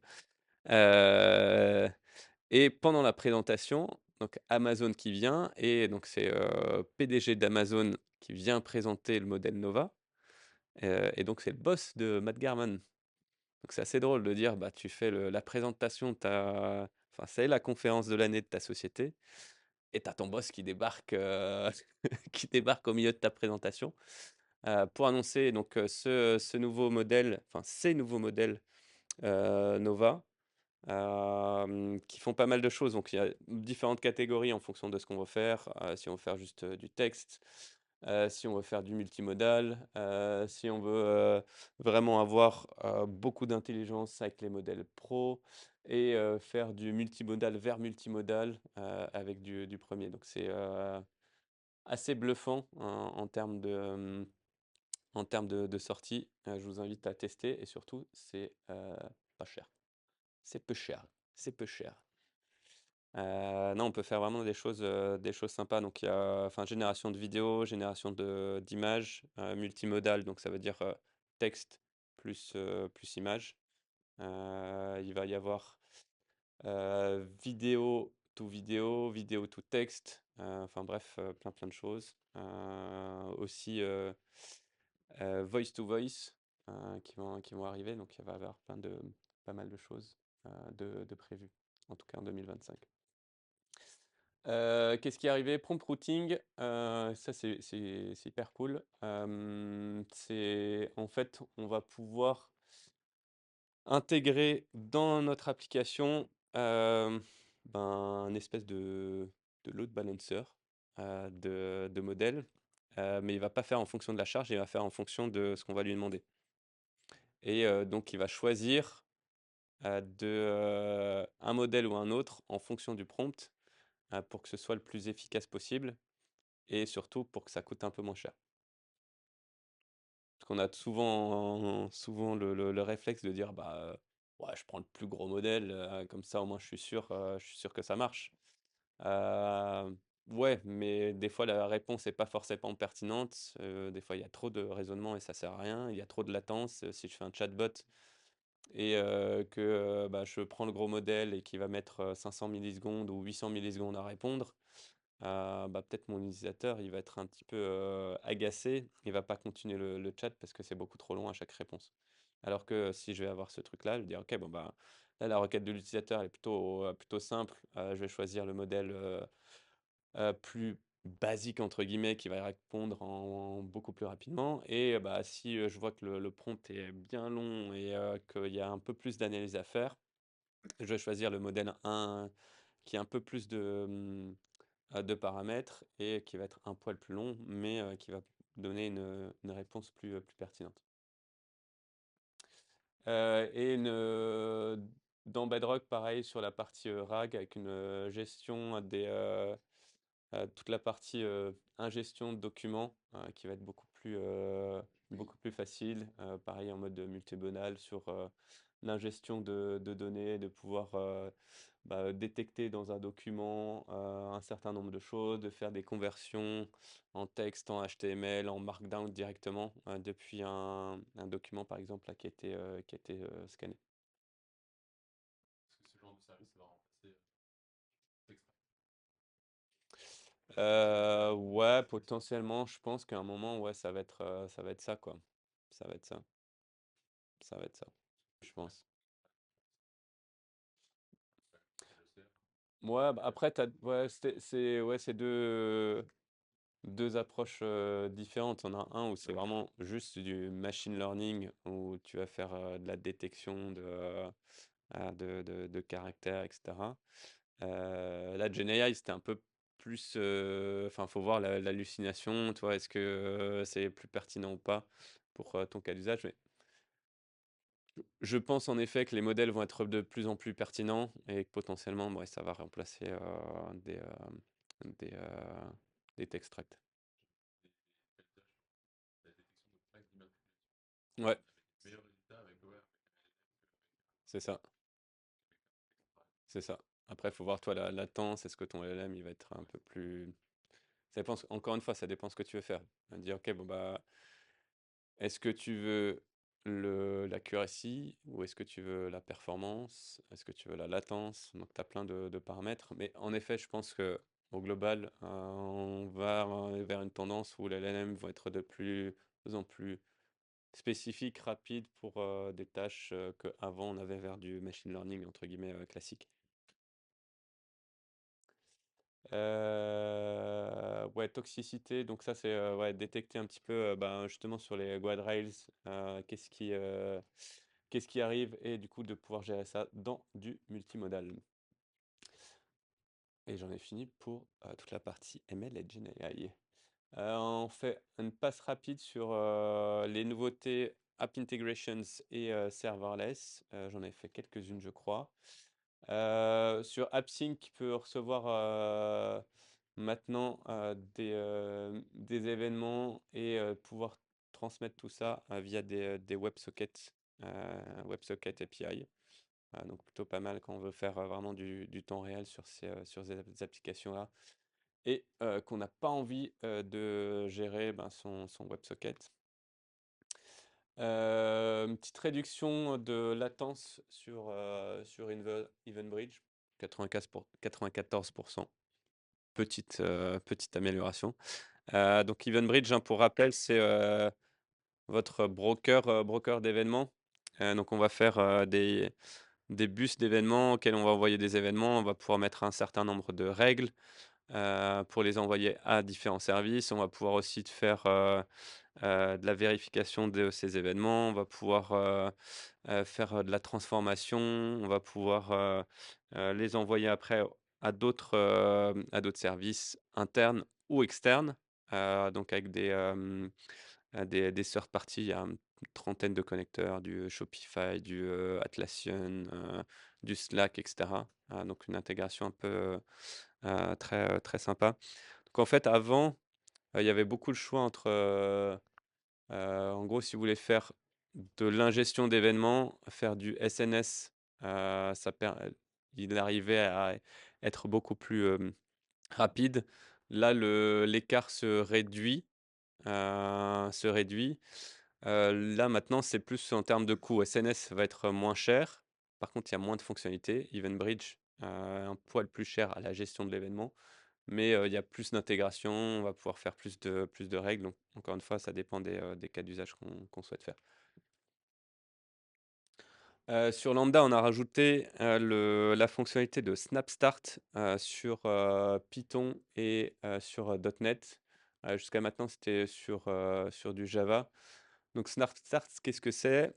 Ça permet d'éviter toute la partie cold start. Donc pour rappel, hein, sur des lambda, donc function as a service, il y a tout un cycle de vie avant que son code soit exécuté. Parce qu'en fait, finalement, c'est de la micro VM derrière. Donc, il va falloir instancier cette micro VM, télécharger le code, démarrer le runtime pour ce code-là, démarrer l'initialisation du code et enfin exécuter enfin recevoir l'événement qui a été envoyé à Lambda et exécuter son code. Donc, ça peut prendre jusqu'à quelques secondes en fonction de combien de librairies on a foutu sur Python, combien d'imports .NET on a rajouté. Et donc Snapstart, qu'est-ce que ça fait? En fait, en gros, ça prend une photo de toute la partie en rouge. On fait un snapshot et en fait, on, on recharge le snapshot directement au départ. Donc c'est comme ce qu'on pouvait avoir finalement sur une EC2 avec EC2 et un EBS. C'est packagé, si on veut grossièrement, hein. Le but, c'est de pouvoir avoir tout ça directement euh, au début du cycle de vie. Donc on évite les plusieurs secondes de latence qu'on peut avoir avec le cold start. S'intégrer par défaut, pas besoin de l'activer. Si, il va falloir l'activer. C'est dispo dans 9 régions et Paris, je peux te confirmer qu'il n'y a pas parce que j'ai essayé, je fais ah trop bien. Et en fait non. Donc ouais, il faut l'activer parce que tu as un petit surcoût, il me semble, de Snapstart, mais encore une fois, bon, c'est toujours pareil, c'est les cas d'usage, c'est est-ce que c'est nécessaire? Si ton cas d'usage, c'est un espèce de scheduler, ta lambda qui va être exécutée toutes les heures et bon, potentiellement, elle va tourner pendant 5 minutes pour faire son traitement. Tu prennes 5 secondes au départ, pas très grave, quoi. Par contre, tu as une API derrière qui va te faire, je sais pas, un calcul de score de fraude sur ton site e-commerce. Bah, peut-être que si tu te prends 5 secondes encore une fois, cold start, hein, ça veut dire que la lambda est entre guillemets froide, qu'elle n'a pas démarré, qu'elle n'a pas été utilisée pendant 15-20 minutes. Du coup, on va éteindre la micro VM. Donc, tu n'as pas tout le temps le cold start. Tu l'as à peu près 5-10% des cas, parfois un peu moins. Ça dépend comment est gérée ta charge.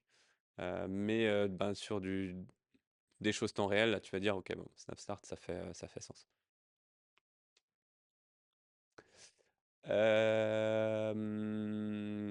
Qu'est-ce qu'on a? Ouais, non, sur la partie ESM, donc Event Source Mapping, dans CloudWatch, une intégration des services SQS, Kinesis et Dynamo. Donc là, ça veut dire qu'en fait, on va pouvoir avoir dans notre observabilité un certain nombre d'éléments, donc toutes les métriques qu'on voit là, qui sont dépendantes de ces services-là. De dire, OK, bon, est-ce que je me suis pris, est-ce que j'ai pris un delay? Est-ce que j'ai pas eu les événements que je voulais, etc. Bref, tout ce que je peux avoir comme interaction avec ces services-là, je vais pouvoir le voir dans mon CloudWatch en utilisant le SM.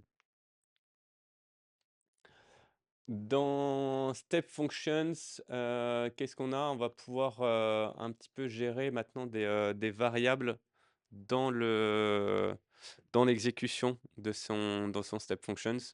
Donc un peu à la type variable d'environnement, on va pouvoir charger des paramètres et les utiliser dans ses step functions.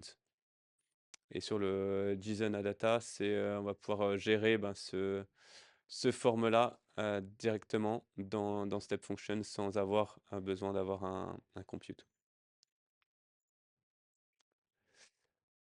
On peut avoir du provisionnement aussi sur ces event source mapping, notamment pour typiquement sur du Kafka. Donc on va dire ok, bon bah j'ai besoin de X ressources nécessaires pour pooler mon Kafka ou bref, mon générateur d'événements.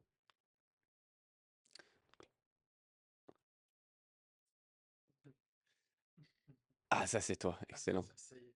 Je commence à avoir la gorge sèche. Je vais essayer un petit peu de speed up, parce qu'il y a une partie de nouveau de GenAI, donc j'en suis désolé. Ça va être de nouveau très sympathique comme sujet. CloudFormation, on aime tous CloudFormation. Tout le monde fait du CloudFormation du matin jusqu'au soir. Du coup, ils se sont dit, on va améliorer ça. Du coup, naturellement, CloudFormation, il faut parfois débugger. Quoi de mieux que d'avoir une timeline? Voilà. Tout simplement. Non, ils ont fait pas mal d'updates. Celle-là, on peut la croiser tout simplement, hein. On a le stack info, les ressources. Et puis du coup, maintenant, on a la timeline qui est plutôt pratique. On peut savoir quelle ressource est dépendant de quoi et pourquoi est-ce que ça a craché assez facilement. App Studio, petite appli qui nous permet maintenant, via de la GenAI, j'avais promis de la GenAI, hein, il y en a, Developer Tools, forcément, on peut assez facilement maintenant générer des petites applications, on formule la requête et derrière, on peut avoir quelque chose qui nous est donné. Voilà, tout cuit. Naturellement à retravailler, mais il y a déjà de la GenAI. Amplify, ça c'est Samy qui nous en a parlé tout à l'heure avec justement un petit peu de S3 Browser avec de l'Amplify. Maintenant on a le kit pour de l'AI, simplement donc avec du React, en l'occurrence du coup qui va s'occuper de toute la partie de connexion. Du coup c'est tout simplement un petit kit qui vous permet de vous plugger directement sur tout ce qui est Bedrock & Co. Voilà. Oh, il y a même une petite vidéo. Oh là là là là.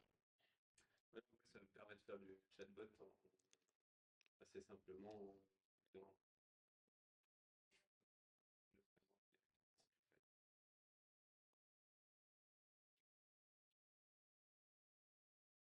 T'écris vite mais pas encore assez. On a la démo jusqu'où là?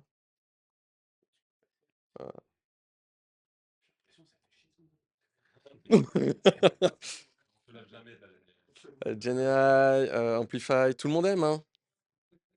Tout le monde fait du React du matin jusqu'au soir, de toute façon. Bon, allez, à un moment donné, on passe à la suite. QDeveloper. Alors, il va y avoir deux news là-dessus. Il y a le pré-reinvent et ensuite il y a le reinvent en lui-même. Pré-reinvent, pas mal d'updates qui ont été mis. Il y a le développeur Pro Tier qui est arrivé. Du coup, maintenant, on a un admin qui peut gérer tout simplement tout ce qui est utilisateur et compagnie. L'utilisateur, justement, qui peut traquer son activité également. On a eu QDeveloper en lui-même, donc qui va nous aider pour le troubleshooting de CloudFormation. Je vous avais dit, on en a toujours besoin. Ça y est, maintenant, on peut le plugger à distance. Donc, c'est ex-Code Whisperer, hein. Vous vous pluguez dessus, vous lui dites, tiens, ma stack, elle a foiré. Qu'est-ce qui a foiré? Il peut vous aider. Si vous utilisez Eclipse, ça se plug dessus. Félicitations. Et je juge pas. Et du coup, il y a de la CLI qui est arrivée justement pour faire des upgrades de code. Concrètement, vous lui filez le code, il peut le détecter, etc. On va pouvoir le voir juste après également. Il vous fait des trucs pas trop mal. Il vous conseille du coup, bah tiens, pour passer de ça à ça, je te conseille de faire tel update, tel update, tel update. Et tout simplement, bah, c'est de la GenAI hein, derrière. Naturellement, on teste.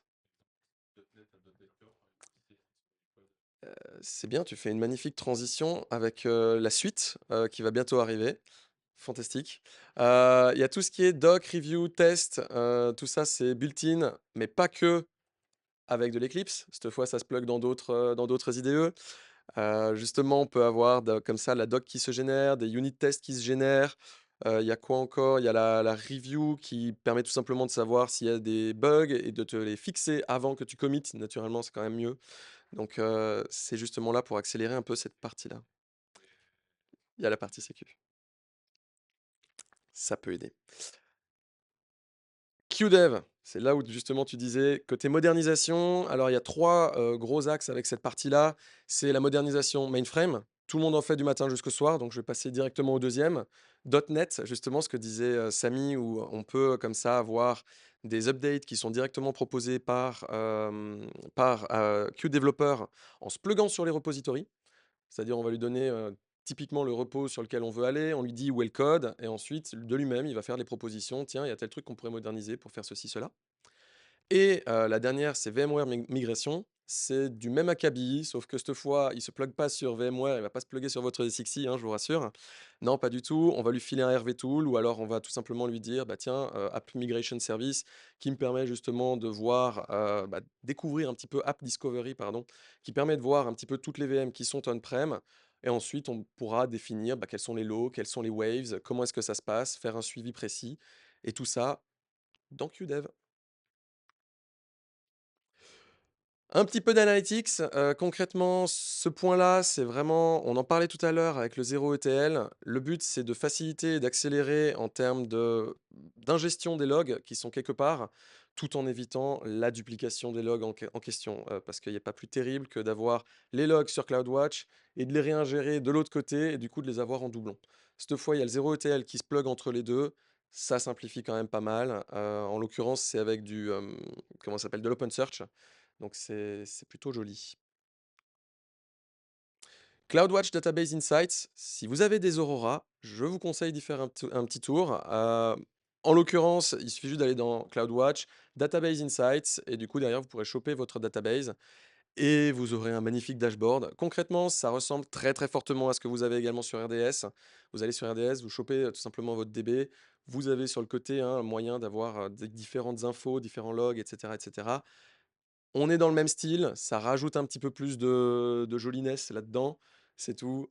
Et ça se passe dans CloudWatch, donc on est un petit peu dans le pôle littéralement de l'observabilité, donc c'est pas mal.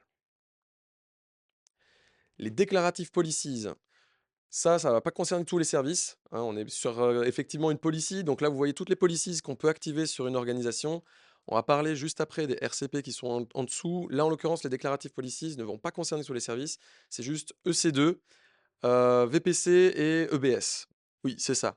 Et en gros, vous allez tout simplement définir vos standards. Vous avez envie que, en l'occurrence, ce soit de l'IMDS V2 seulement, qu'il y ait des volumes chiffrés seulement, que les ports X soient bloqués, etc., etc. Vous déclarez ce que vous souhaitez et ça va forcer tout ça. Tu peux aussi, mais simplement là, c'est une autre manière de le déclarer. Vraiment, c'est différent, mais c'est pareil. Vraiment, c'est pourquoi ne pas utiliser. C'était quoi que tu nous as sorti juste avant? TypeScript? Non, c'est pas TypeScript, c'était pour la reconnaissance des plaques d'immatriculation, c'était Textract. Voilà, merci. Pourquoi utiliser Textract ou alors Bedrock? De manière pile ou face, c'est la même pièce. Mais je suis d'accord avec toi, soit dit en passant. Je suis totalement d'accord avec toi. On va partir maintenant un petit peu sur la sécu, l'identity et la compliance. Et du coup, eh ben, on va continuer avec les RCP. Restons dans les policies, c'est toujours sympa. Justement, on avait les SCP jusqu'à présent, donc les Service Control Policy.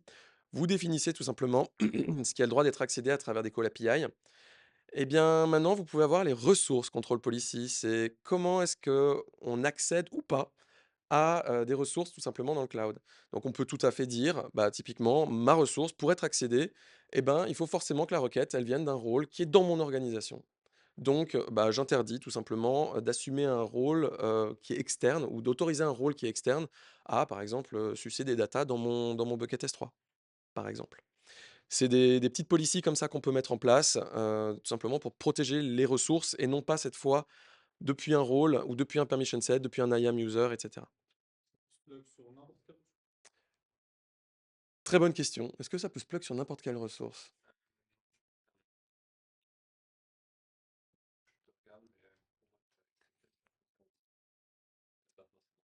C'est comme les SCP, ça se plug en fait à tout simplement les orgas, les OU, les comptes.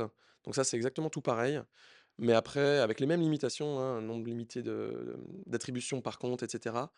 Mais après, en termes de policy, c'est simplement, tu vas mettre principales étoiles, obligatoirement, et ensuite tu vas définir les choses que tu denies. Voilà. C'est exactement la même chose que pour des SCP. C'est le deny l'emporte sur le low, etc., etc. On reste dans la logique. S3, STS, KMS, SQS, AS.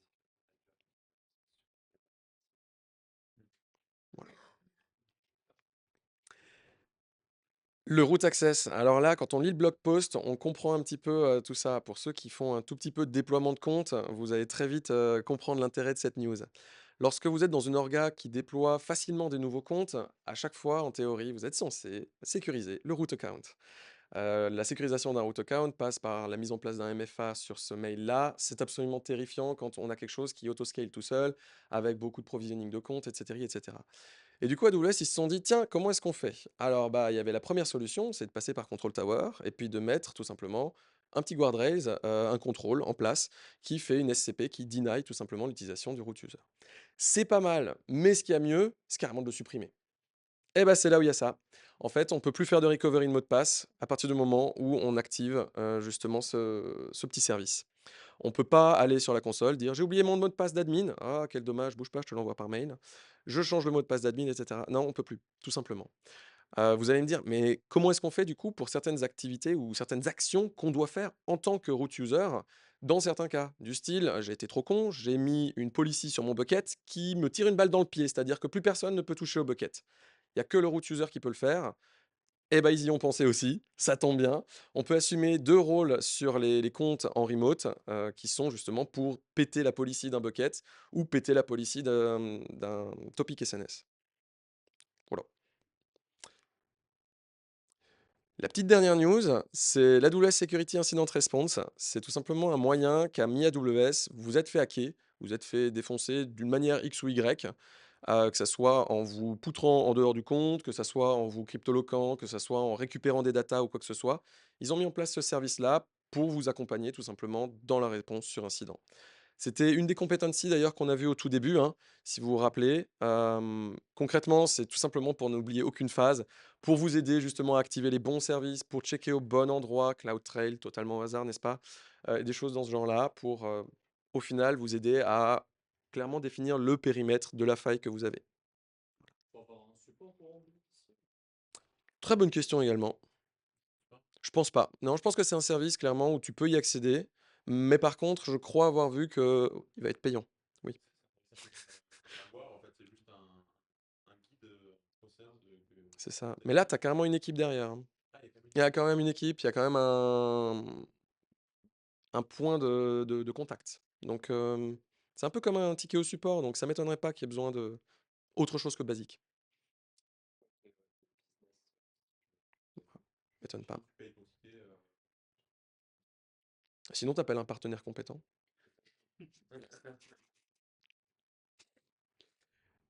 Et c'est tout. Et on a presque fini parce qu'il y a qu'une, enfin j'ai mis qu'une seule news pour